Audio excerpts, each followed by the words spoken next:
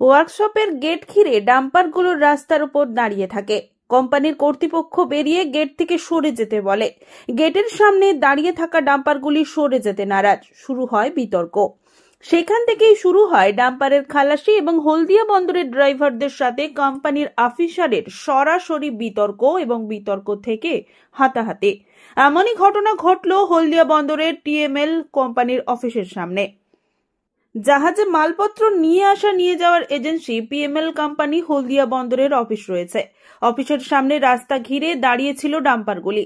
কোম্পানির অভিযোগ, টিএমএল এর অফিসার একজন গিয়ে বলে যে তাদের এখনই কোনো রেক নেই গাড়িগুলো সরানোর। ব্যাস, গাড়ি সরাবো না, বাপের রাস্তা নাকি, এই বলতেই টিএমএল এর অফিসারদের মারধর শুরু করে দেয় বলে অভিযোগ।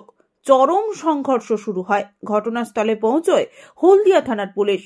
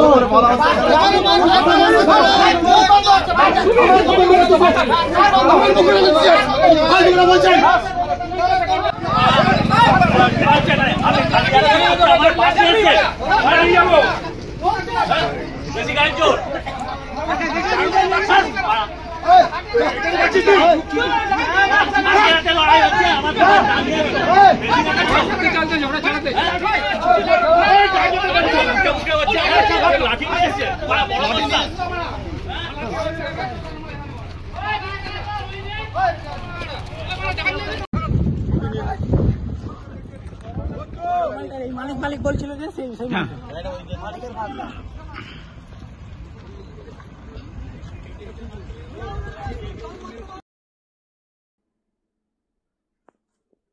ব্যুরো রিপোর্ট, খবর BCBS।